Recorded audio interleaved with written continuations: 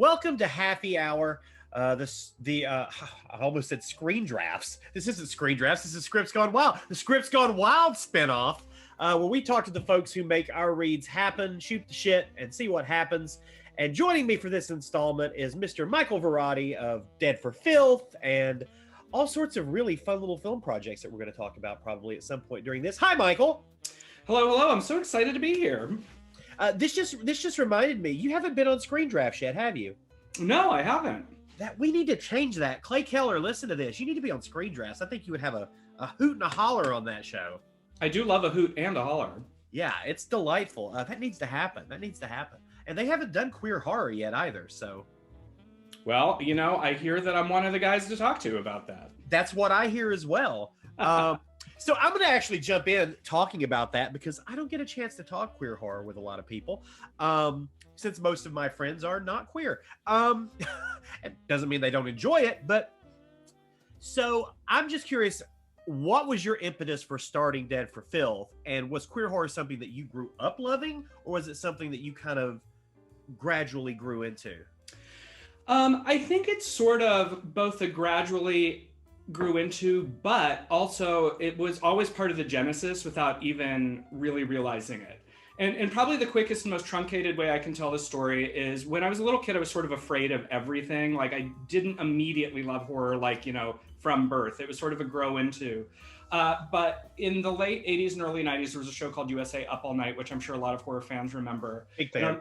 And USA Up All Night had, they were planning to do a double feature of Attack of the Killer Tomatoes and Return of the Killer Tomatoes. And I had seen that in the TV guide because I grew up during the time that's how we had to find movies, that once upon a time ago. And the titles just really tickled me. And I was like, I have to watch this. And my mom, kind of knowing that I was like easily terrified, was like, she did the good parent thing where she said, okay, I'll let you watch this, but I'm going to stay up and watch it with you.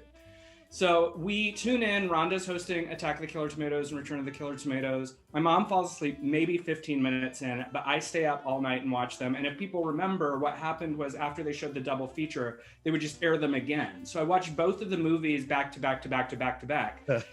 And it was sort of like, I always say it was sort of my baptism in horror. And I do recognize that, that's a horror comedy, and so it was a nice way for me to inch in. But by the next day, my perspective really was changed because this was not the kind of movie that they were playing at the multiplex. It was not the kind of movie my friends were talking about at school, which made me aware that there was this other kind of movie out there, and I became obsessed with that. And I think that's probably how I also kind of reckoned with my fear of horror movies, because I was like, oh, it's the forbidden, and I want to know all about that.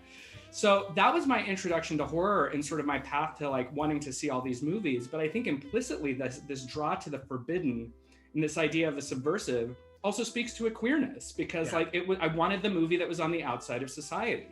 And as I kind of grew up into my life and became a filmmaker and screenwriter, I started to kind of draw the parallels, and I wrote about it a lot. A lot of people know that my career began with some horror movie magazines. I did some work with Peaches Christ. We still work together. So kind of from the early beginnings, I crossed over the queer world with the horror world, and I became real fascinated with what that meant and why that happened, because I kept running into other creators who were queer, who were very invested in horror, and ultimately, horror is the genre of otherness, and who understands otherness better than queer people. Yeah. And I had done a lot of writing on it, I had done a lot of speaking on it, and I got asked to take over the queer horror panel at San Diego Comic-Con.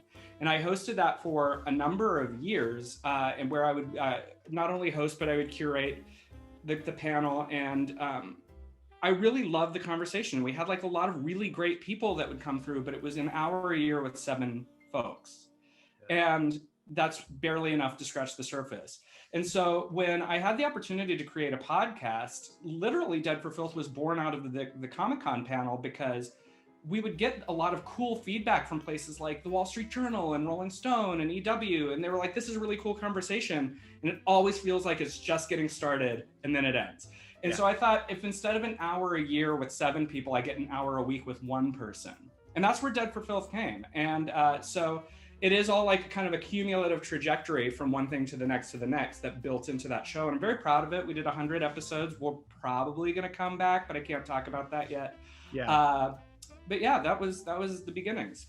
Yeah, that that is something that would have been so, I mean, I think we're the same age. I believe you and I are.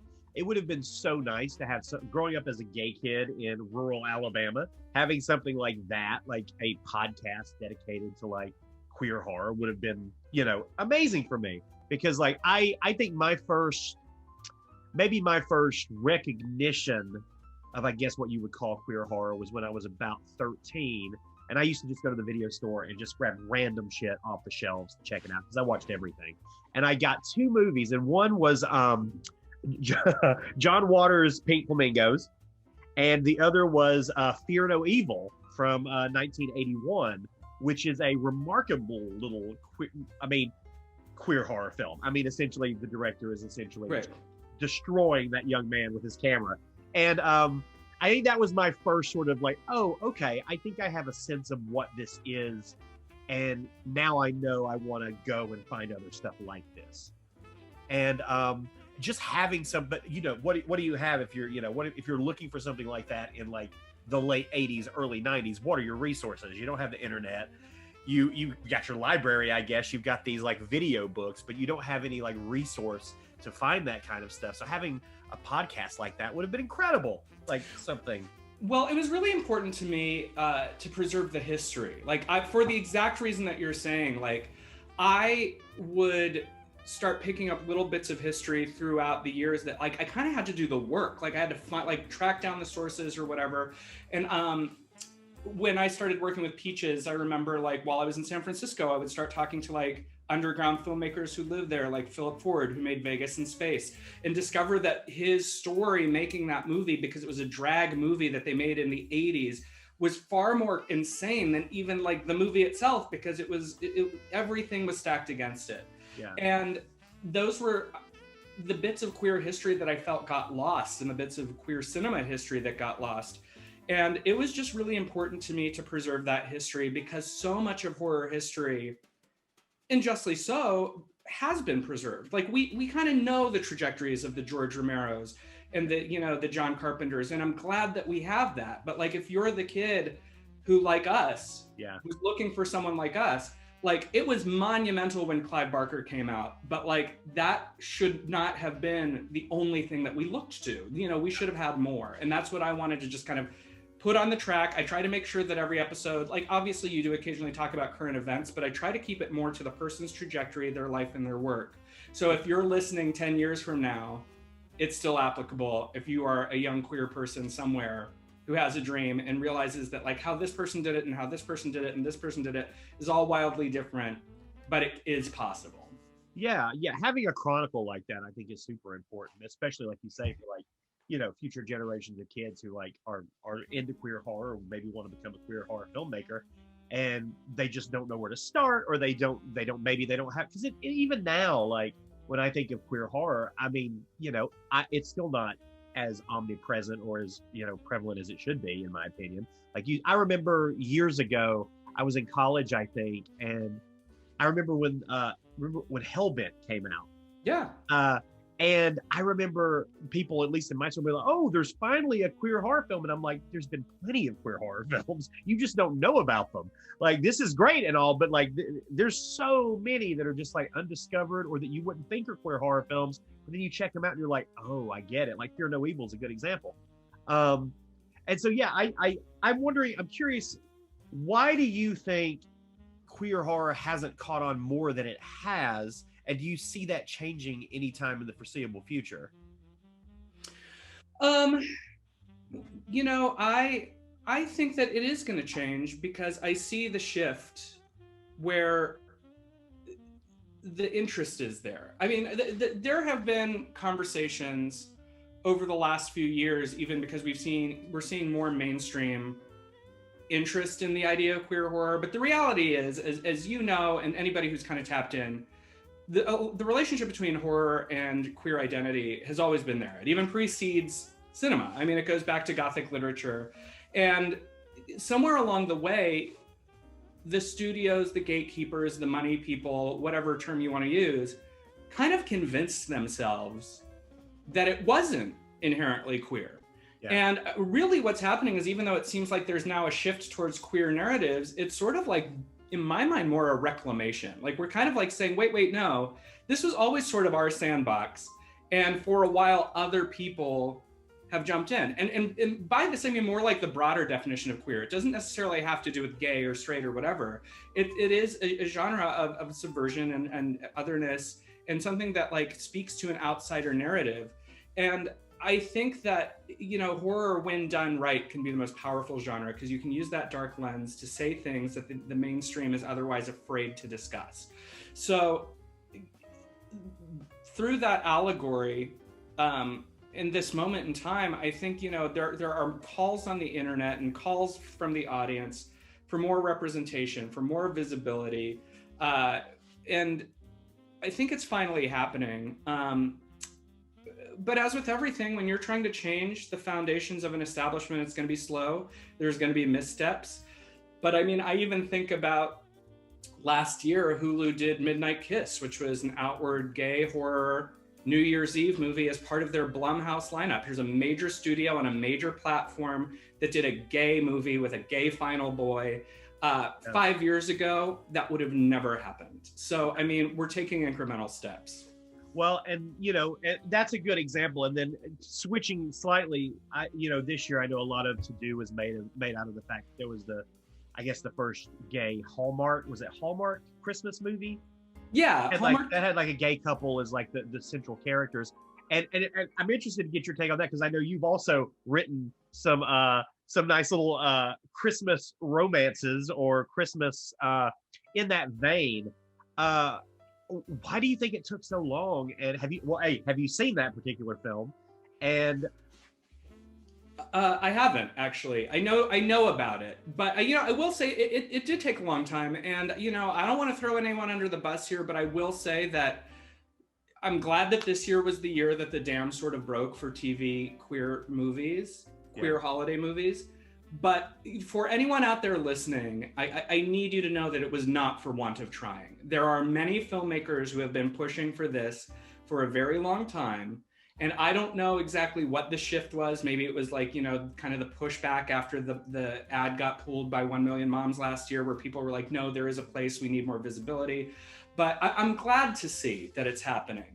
And, you know, not to be cynical about it, but the reality is sometimes when these conversations come in is it is show business. And I think that sometimes when they realize that there's money to be made from a certain audience, that's also what helps open the door. And like, that's not necessarily cynical so much as true. And I think that like by some of the pushback that was happening in the years past, because there was no queer content, they kind of got to see the numbers of people like decrying, like, why aren't you doing this? We want to see this. And it's sort of like, well, if all these people who are complaining tune in if we do this, it's sort of a win for them viewing wise, and it's a win for us financially. So all like, you know, the bridges can meet. Yeah, you know, I used to make fun of those kind of films when I was younger. I just couldn't get into them because I didn't see myself in them at all. Right. And I just wasn't the type of person who was interested in watching, you know, a straight guy, you know, romance a woman for 90 minutes. That just wasn't my thing. And I know there are a lot of queer folks who are big into that and have that's kind of the thing that they really enjoy, and that's awesome. And it's been crazy to me to see that, like what I would call like the Hallmark film, the Lifetime original movie, you know, Netflix took it up and like that they've come with such like a force now the last few years, and are like this huge industry. And like every channel now is fighting for that market and like trying to make these films. And it's so crazy to me because these were films that used to be like ridiculed when I was, you know, younger, that people used to make fun of. Oh, it's a Lifetime movie and that sort of thing. Where did this surge come from? Well, it's sort of always been there. I mean, I guess if you're talking specifically about the holiday films, because I think the Lifetime thrillers, which I've also written a handful of those as well, and that's sort of a different conversation. And I will briefly say that the Lifetime thriller, like I wrote a movie called The Wrong Stepmother, which is all about an insane stepmom who kind of holds a family hostage. And it's delightful. Oh, thank you. Those movies are all very much sort of in the vein of like the late 90s erotic thriller, but before that, sort of like the second feature of a drive-in. I remember Joe Bob Briggs was interviewed a number of years ago where someone asked what happened to the drive-in thriller, and he's like, they still make them, they just call them Lifetime movies now. And I was like, see, he understands, he gets it, because that's really it. When I write a Lifetime thriller like The Wrong Stepmother or The Twisted Nanny, I write them as horror films, and I just, you know, alter how the gore would play out. Like, you know, if I wrote The Wrong Stepmother as a Netflix movie, you know, when she stabs someone, it might splatter against the wall. On Lifetime, it's a little more truncated, but it's still, the menace should still be there. But the Christmas movies, it's interesting because this conversation has been coming up a lot recently, especially with this new discussion about the introduction of more queer content in the Christmas movies. And you mentioned, yeah, I have a really, you know, nice little career in horror, and I also have had a nice career in holiday movies. And the reality is a lot of people kind of feel like you do, where it's disparate. How do those two things exist, let alone have one artist do the same? But the truth is that there are a lot of horror people who make holiday films. Like, I'm not the only one. In fact, I think it was 3 or 4 years ago, the Wall Street Journal did an article where they interviewed a handful of us, myself, Ron Oliver, who did Prom Night 2, David Dakota, Sam Irvin, and we all do horror, and we all do Christmas movies. And essentially kind of like the breakdown was, in a way, they're all cult movies. Yeah. It's just like there are different sets of expectations and different sets of rules, but the audiences for these holiday films are just dedicated as horror films, horror fans. They're also used to the mainstream in some way or another, kind of like knocking it or thinking it's like outside of something. And they come to it with expectations and a need for release. And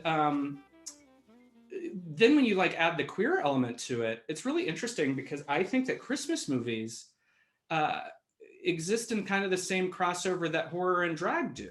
Yeah. Because really it's all about heightened presentation. You take something and you kick it up to 11 to suit the audience's expectations, to have a message, to tell a story.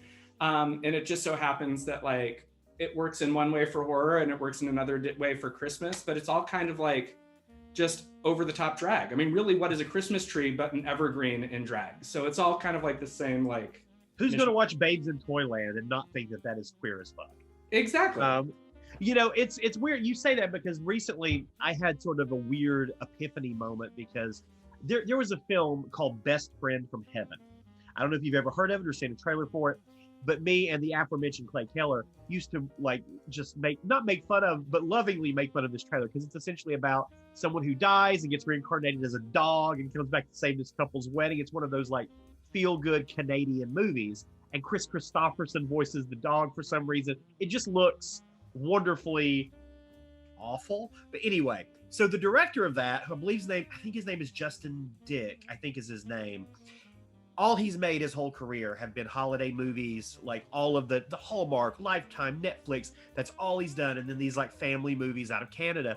And then this year he made Anything for Jackson, the horror film dropped on Shudder, which is one of my favorite horror films of the year. And he said he had always wanted to make a horror film, and he decided to just go ahead and make one. But, you know, he said he's going to immediately go back to doing the Christmas stuff because that's what pays the bills and they're fun to make. But he made this, he just, you know, so coming from that, that's all he's known. And then he drops this, like, I think insanely inventive, insanely fantastic horror film.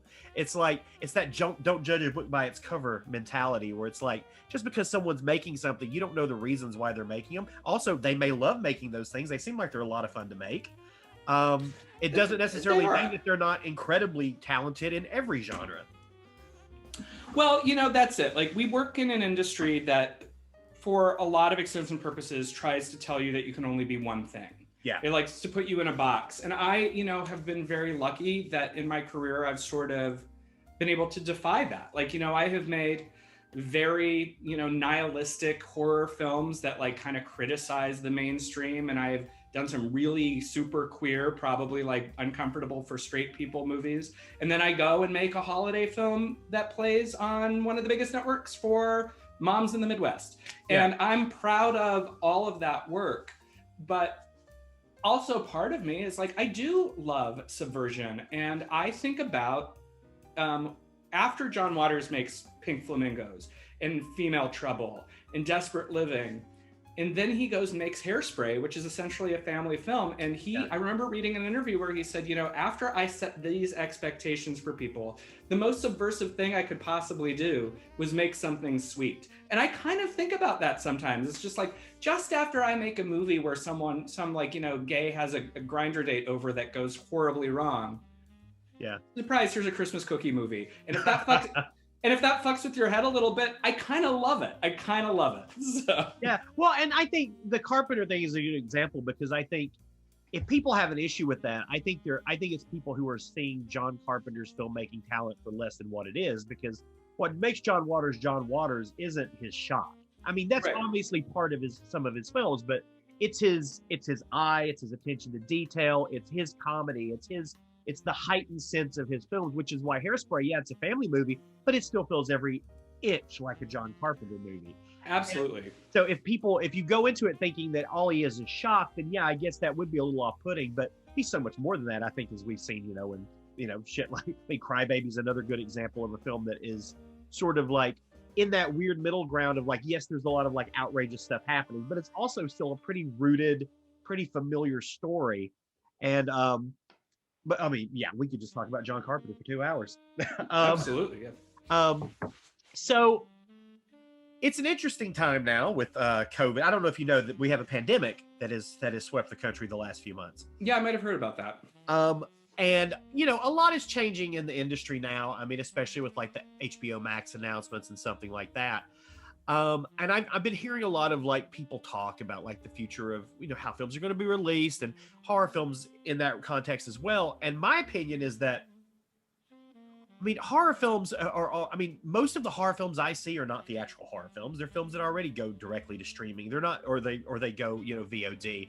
I feel like horror might be the safest genre there is in that regard. What are your thoughts about kind of where the industry is going, particularly as it relates to horror? Well, I think you're right. You know, horror has a very different kind of audience. And I think that people who want horror movies seek horror movies out. Of course, there are sort of like the folks who only go and see whatever is offered in the mainstream or the theater. But like, you know, you go to a convention, you hop online, you know, read the comments in a Fangoria post or whatever. There are people who love this genre who are looking everywhere and anywhere they can.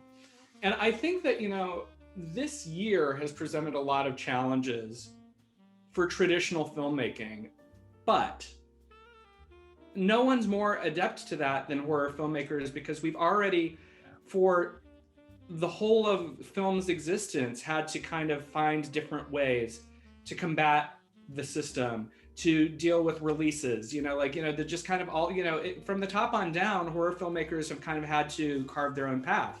I come from what I always describe as the Roger Corman school of filmmaking, where it's like, if you have an idea and you can get enough people together, go make it. Yeah. Because someone is going to want to see it.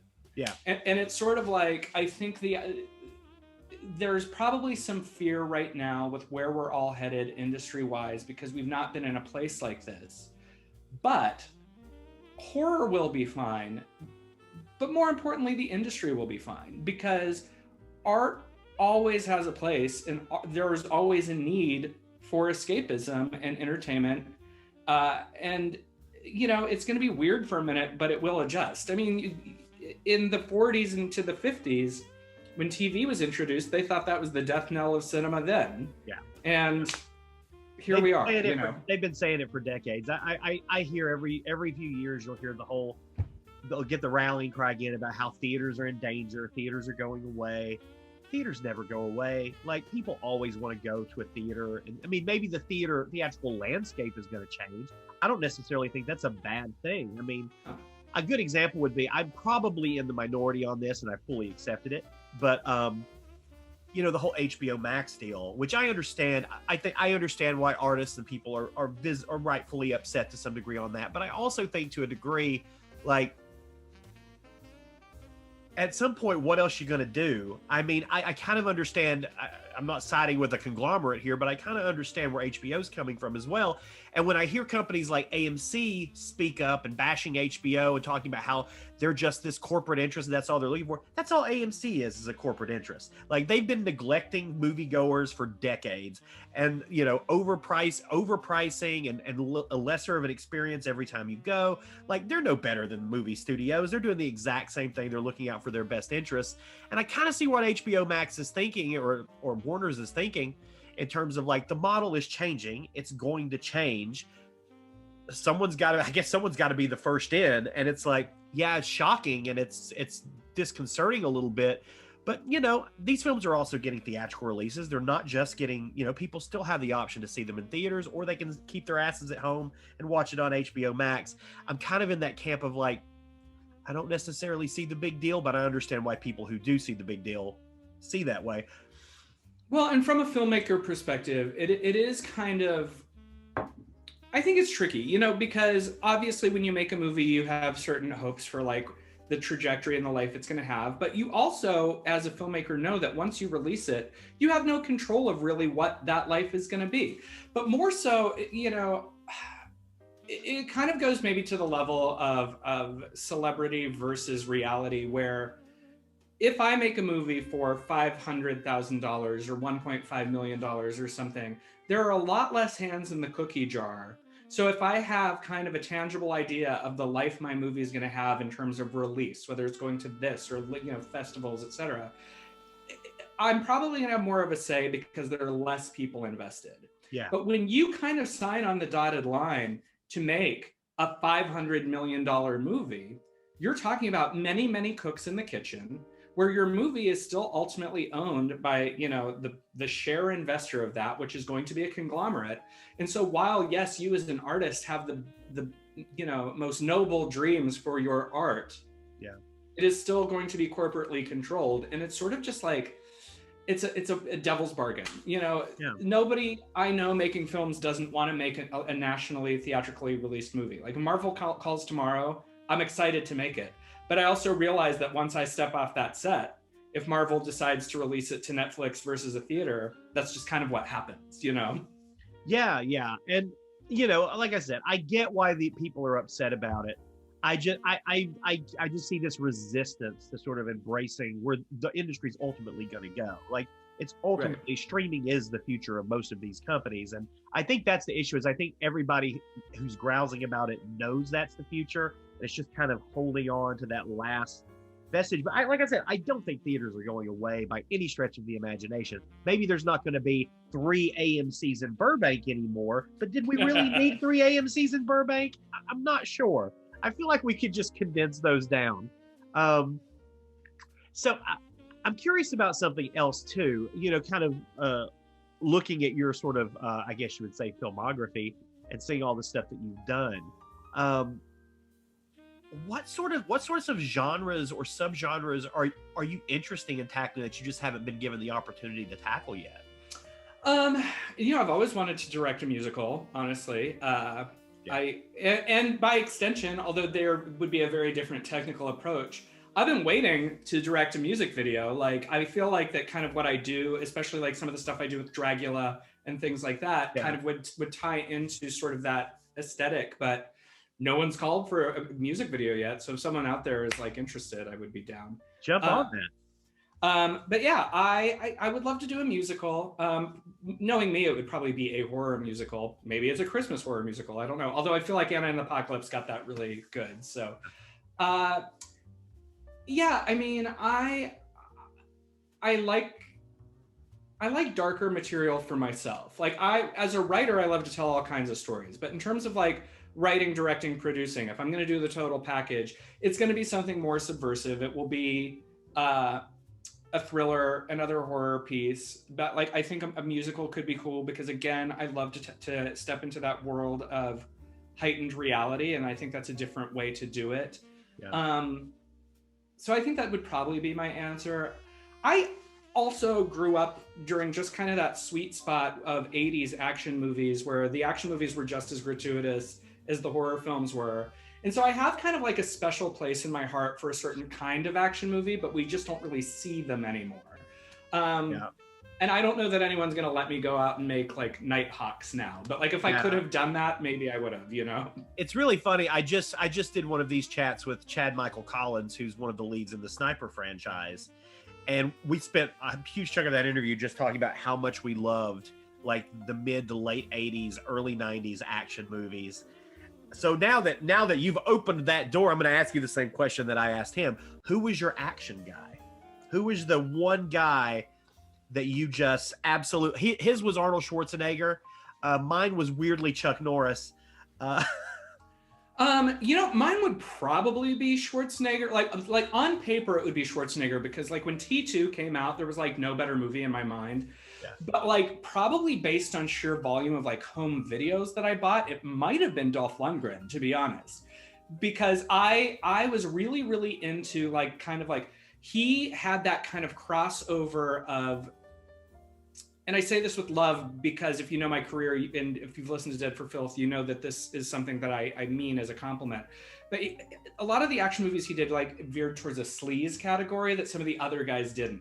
Like Stallone and like Schwarzenegger and Bruce Willis and those guys were kind of like A-level stars. Not that Dolph wasn't, but they would do like kind of the big like that.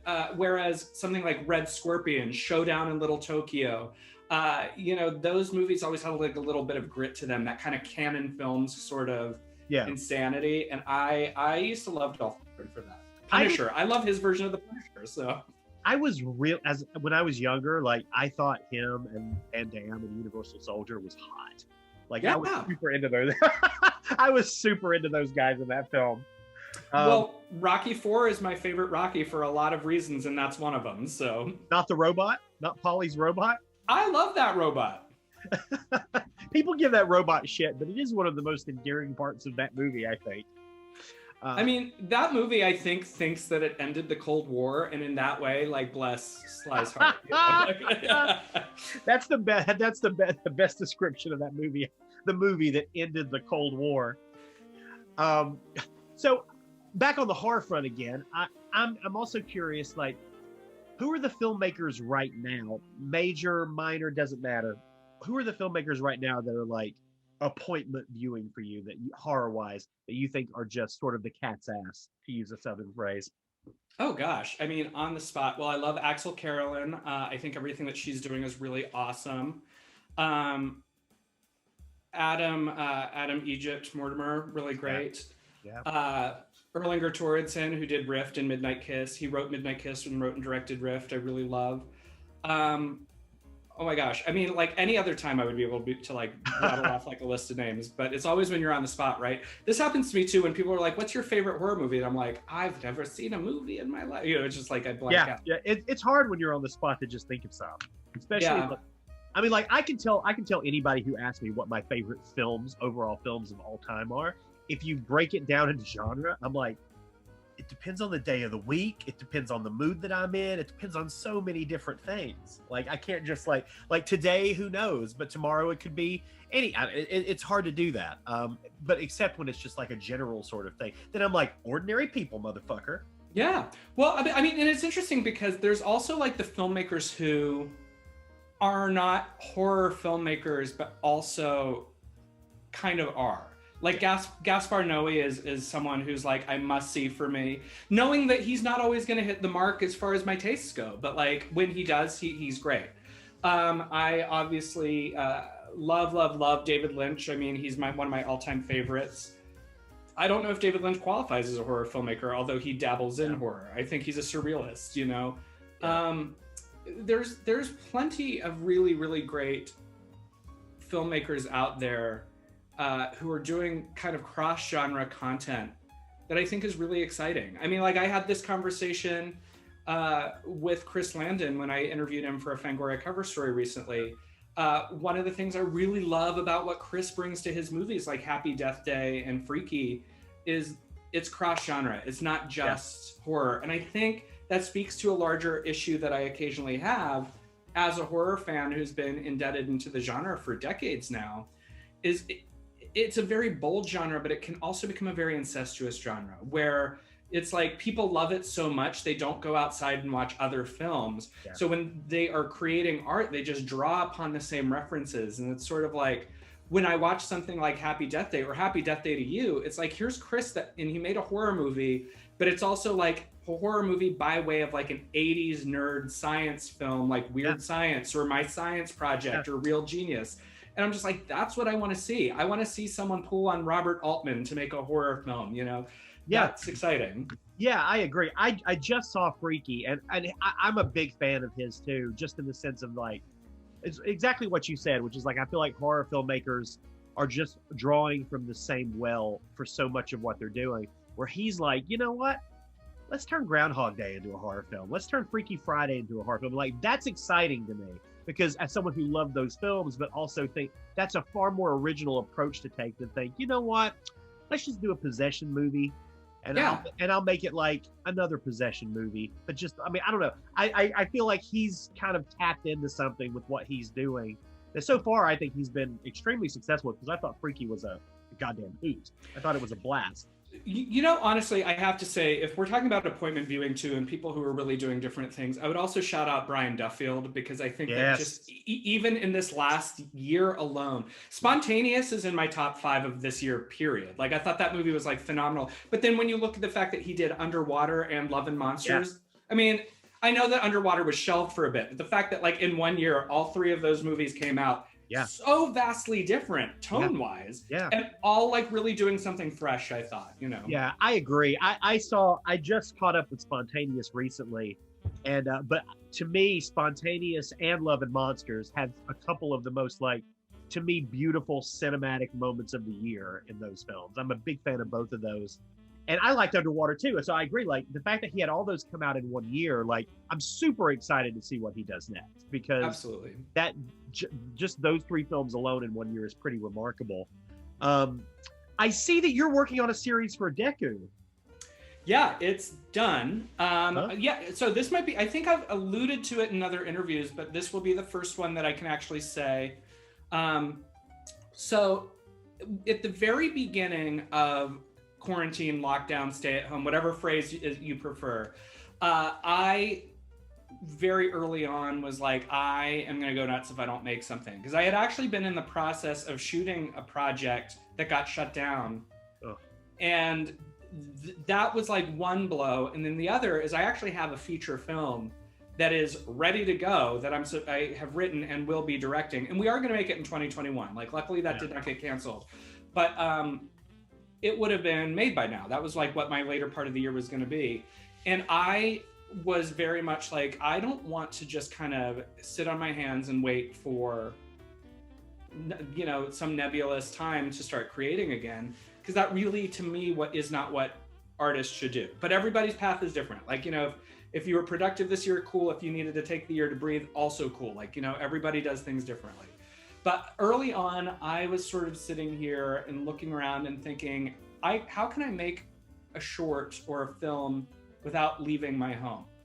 Because that's a very serious constraint. Yeah. And, you know, and then I kind of thought of things like Unfriended and Searching and how they utilize the internet to sort of that advantage. And I came up with a concept, and I called my post-production coordinator and my production partner, and I was like, is this a thing we can do? They were like, it sounds cool, we're home, let's do it. Yeah. And I put together a short film called Unusual Attachment, which all like kind of plays out on a chat roulette. It's like a horror short. And we released it in April. And it did pretty well. You know, we just gave it to the world for free because we made it for free in the spirit of like, we're stuck at home and we wanted to make something and you all need stuff to watch. So here we go. And after we made it, I had been talking to Deku because I've made a couple shorts for them, and they were like, could we acquire this? And I was like, well, you know, the thing is we already posted it to the world. We like gave it to the world, like, but maybe we can do something else. And sort of haphazardly, I was like, what if instead of a short, we just do a series for you, sort of that's all about the barriers of living our lives out through screens and like what that means. And it's not horror, it was more just like kind of like how queer people connect and like web therapy, Grindr, you know, FaceTime, all of these things, and make like an anthology series. And they said yes, which I didn't actually know if they were going to. So in July, I pulled together my production partner, and I kind of created the show concept. We started writing, and then we also brought in one other writer. And between the three of us, we wrote 8 episodes. And then from July to the beginning of November, we directed all 8. Like, so I directed 6 of the 8 episodes. And it's an intersecting anthology series that is all about the ways that we connect. It's like stories about love and loss and lust, and some of them are scary, some of them are funny, and they all kind of weave in and out and come back together at the end. And it is a full series. It's pretty much feature length, 8 episodes, about 20 minutes each. Yeah. It's called So Far, So Close, and it will be debuting in Deku in February.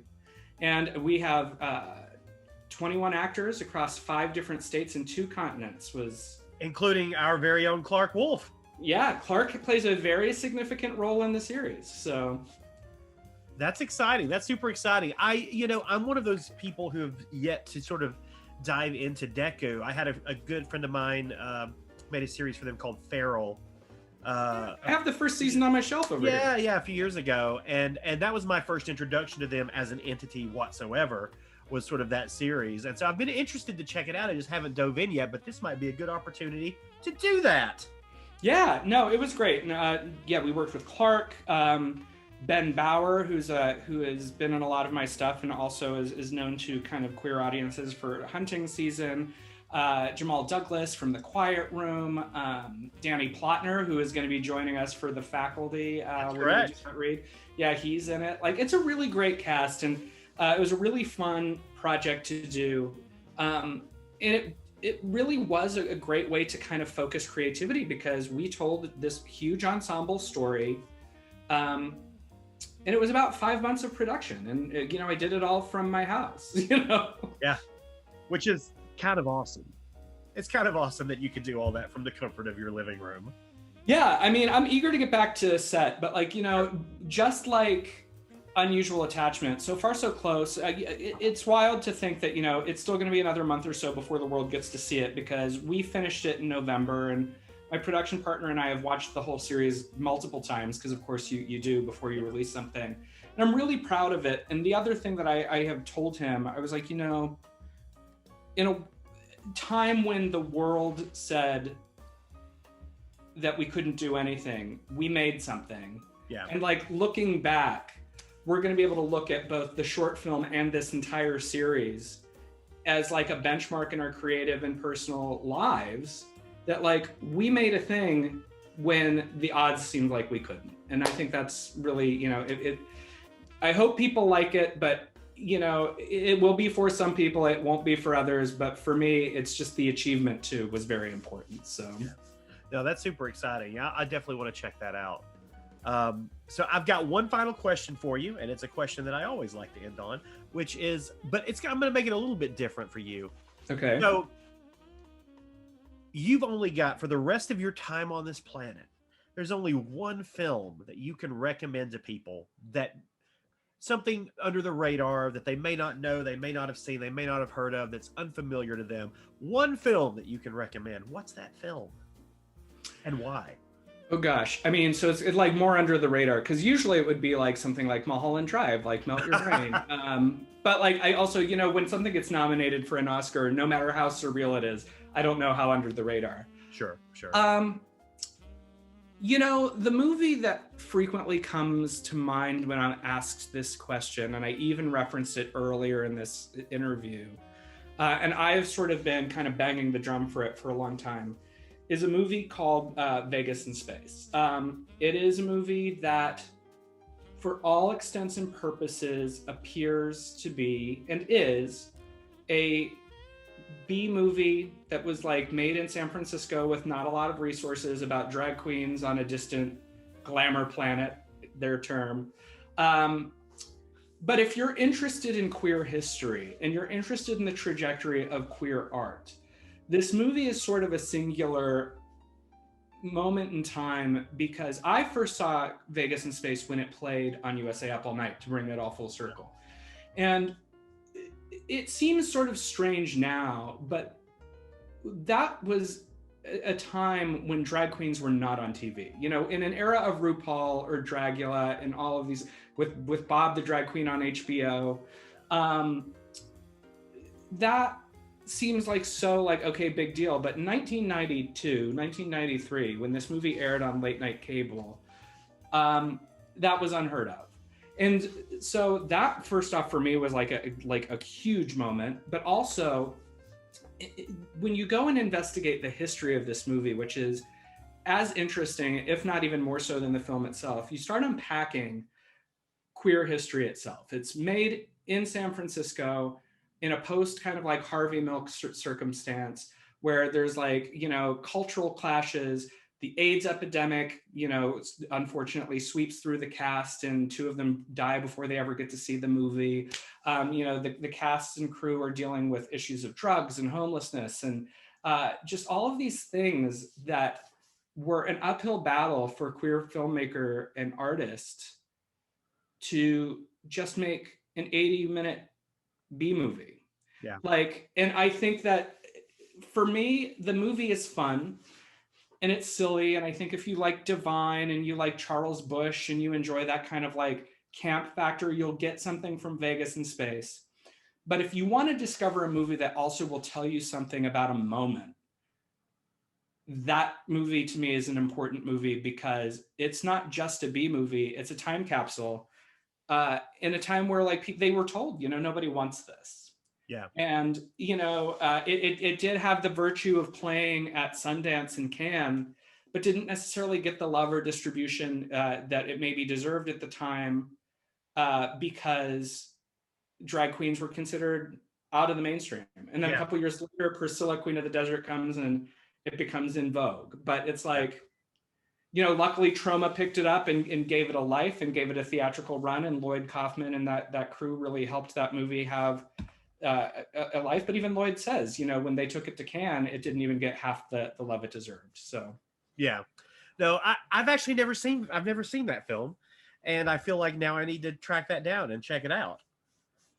Yeah, it's a movie that I have been very, very adamant about. Like, it kind of walks hand in hand with the mission statement of Dead for Filth that we talked about. Yeah. Sometimes a movie can just be a movie, but sometimes a movie is an important history that you need to preserve. Yeah. And so for me, the preservation of Vegas in Space is important, because if you keep that movie in the discussion, it enforces the discussion of the circumstances that made the movie, and thus you've preserved queer history. Yeah. Peaches Christ is also a big fan, and she and I have both at various times. She did the 15th anniversary of the movie when she was first starting out. I did the 20th anniversary as a oral history article that is now taught in some college classrooms. And then she and I came together and produced the 25th anniversary for Frameline Film Festival a couple of years ago, and brought all the living cast members together. And next year is the 30th. I don't know if we're going to do anything, but we'll see. So. Well, I feel like I would be remiss to not direct people, since we've name dropped two of the people, to our Mommy Dearest read on our YouTube channel, which features Charles Busch reading the Joan Crawford role, and Peach's alter ego Joshua reading Christina role, and Del Shores is in it also, which it's a hoot. It's a hoot of a read, so people should check that out. I'm gonna thank you so much for chatting with us. Thank you. This was delightful. I'm going to do a couple quick plugs and tell folks that our next read when this drops will be The Faculty, which Michael is a part of, and Danny, who we mentioned earlier, Clark Wolf as well. That's going to be a fun one. It is a different script than what you're probably familiar with from the movie, but it should be a delightful time. And also, if you want to support us, you can do that at patreon.com/scriptsgonewild, or you can go to our website and buy some merch. Just click on the merch tab. You get shirts, mugs, masks, totes, all sorts of fun stuff. Wear us on your chest wherever you go. Thank you again, Michael. I appreciate it very much, sir. And can't wait to see the new series. Thank you so much. And thank you for having me. This was a blast. Hell yeah.